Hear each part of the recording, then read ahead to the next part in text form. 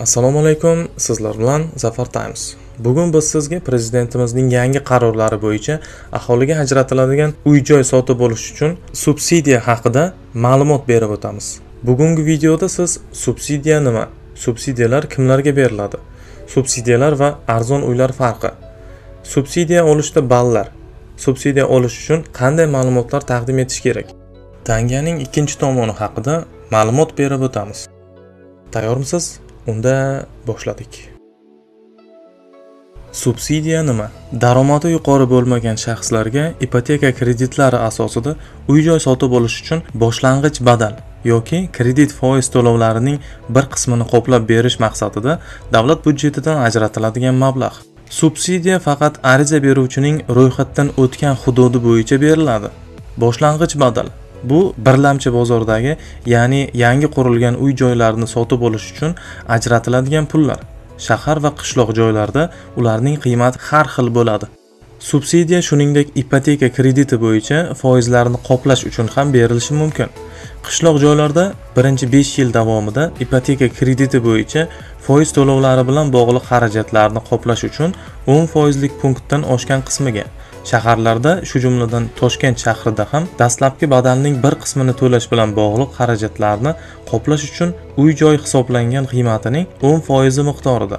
Toshkent shahrida birinchi 5 yil davomida kredit bo'yicha foizlarni qoplash uchun 12% punktdan oshgan qismiga, Qoraqalpog'iston Respublikasi va viloyatlar shaharlarida 10% punktdan oshgan qismiga to'lanadi.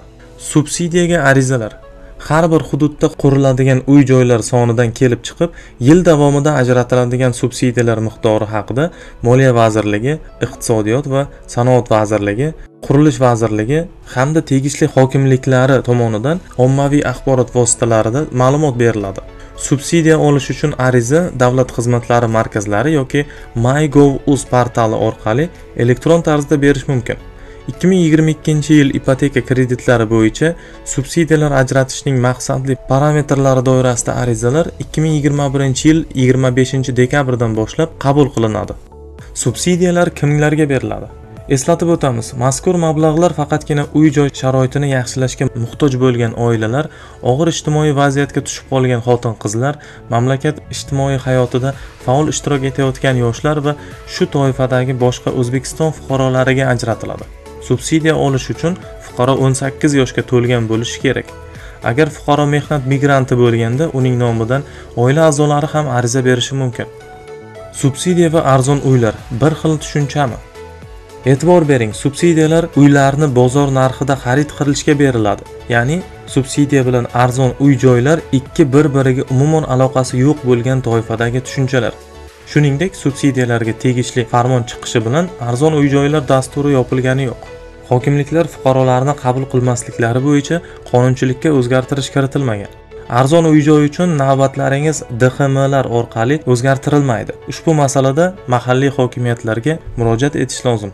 Arizani ko'rib chiquvchi tashkilotlar: Ichki ishlar bo'limi, Moliya bo'limi, Davlat soliq inspeksiyasi, bandlikka ko'maklashish markazi, kadastr korxonasi, mahalla va oilani qo'llab-quvvatlash bo'limi, Yoshlar agentligi tuman kengashi, tuman shahar hokimliklari, ishtirok etuvchi tijorat banklari. Bularning hammasi ariza beruvchi tomonidan taqdim etilgan hujjatlarni haqqoniy ekanligini tekshirish uchun kerak. Ijtimoiy mezonlar uy-joy sharoitini yaxshilashga muhtoj fuqarolarni aniqlashga xizmat qiladi. Ball to'plash uchun mezonlarga talabgor va uning oilasining daromadi, shahar va qishloq joylari uchun alohida ko'rsatkichlar belgilangan. Turar joy maqomi, ijara va shaxsiy mulk. Ijtimoiy himoyaga muhtoj bo'lganlar, mehnat migrantlari, yetim va ota-onasining qaramog'idan mahrum bo'lgan bolalar, yolg'iz ayollar va hokazo. Shuningdek, oilada nogironligi mavjud bo'lgan shaxslar inobatga olingan. Subsidiya tartib bo'yicha ball to'plaganlarga beriladi. Subsidiya olish uchun qanday ma'lumotlarni taqdim etish kerak? Pasport, oila a'zolarining pasporti yoki nikoh qayd etilganligi guvohnomasi, to'liq oila va voyaga yetgan farzandlari bo'lganda va farzandlarining tug'ilganlik haqidagi guvohnomalari, agar voyaga yetmagan bo'lsa nusxasi, nikoh bekor qilinganligi haqidagi guvohnoma yoki nikoh haqiqiy emas deb topilganligi to'g'risidagi sud qarori, nikoh qayd etilgan hollarda va oilaviy holati to'g'risida FXDYO organlari arxividan ma'lumotnoma nusxasi, nikoh qayd etilmagan hollarda. Doimiy propiska joyidan kadastr raqami va turiga tegishli ma'lumotlar. Doimiy propiska joyidan uy daftarining yoki kvartira kartochkasining 17-shakli bo'yicha nusxasi. Ariza beruvchi va birgalikda qarz oluvchilarning daromadi hamda ushlab qolingan daromad soliqlari haqida ma'lumotnoma. Qo'shimcha daromadlar bo'lsa, soliq deklaratsiyasi.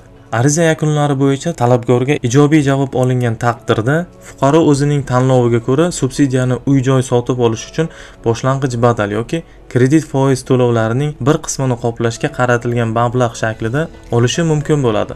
Boshlang'ich badalning bir qismi. Boshlang'ich badalning bir qismini qoplash uchun subsidiyalar qat'iy belgilangan 32 million so'm miqdorida beriladi. Foiz to'lovlarining bir qismini qoplash uchun subsidiyalar birinchi 5 yil davomida 10% dan oshgan qismiga to'lanadi. Tanganing ikkinchi tomonichi. Agar talabgor ipoteka shartnomasi bo'yicha shartnoma majburiyatlarini, ya'ni to'lovlarni surunkali ravishda bajarmasligi oqibatida ipoteka shartnomasi bekor qilinsa, shartnoma bo'yicha undiriladigan mablag'lar, shu jumladan ajratiladigan subsidiyalar garovdagi uy-joy sotilishidan to'liq ravishda qaytariladi. E'tibor bering. Subsidiya olish jarayonida davlat xizmatlari markazlari sizdan faqatgina ariza olib qolib, tayyor natijani taqdim etishga vakolatli. Qolgan masalalar, ya'ni kimga qaysi hamda qancha miqdorda subsidiyalar ajratishni tashkil etiladigan komissiya tomonidan hal qilinadi. Bu ishga davlat xizmatlari markazi aralashmaydi. Subsidiyalar bir oilaga, oila a'zolarining bittasiga faqat bir marta beriladi. 2021-yilda ipoteka kreditlari bo'yicha subsidiyalar ajratishning maqsadli parametrlari doirasida subsidiya taqdim etish to'g'risidagi xabarnoma olish bo'yicha arizalar 2021-yil 20-dekabrgacha qabul qilinadi va 2021-yil 25-dekabrgacha ko'rib chiqiladi. Subsidiya taqdim etish to'g'risidagi xabarnomalar ular berilgan vaqtdan boshlab 12 oy davomida amal qiladi. Subsidiya taqdim etish to'g'risidagi xabarnomani olgan shaxslarga ipoteka kreditlari va subsidiyalar 2021-yil 10-dekabrga qadar amalda bo'lgan shartlar va miqdorlarda ajratiladi. Subsidiyalar sotib olinayotgan kvartiraning maydoni va narxi 2021-yil uchun o'rnatilgan kvartira maydonining eng ko'p me'yori va uy-joyning hisoblangan qiymatidan oshgan taqdirda ham to'lanadi. Bunda sotib olinadigan kvartiraning narxi uy-joyning hisoblangan qiymatidan oshib ketgan taqdirda qiymatning qolgan qismi qarz oluvchi tomonidan o'z mablag'lari va qonunchilik hujjatlarida taqiqlanmagan boshqa manbalar hisobidan to'lanadi. Hurmatli obunachilar, like bosib, obuna bo'lishni unutmang. Hammaga rahmat.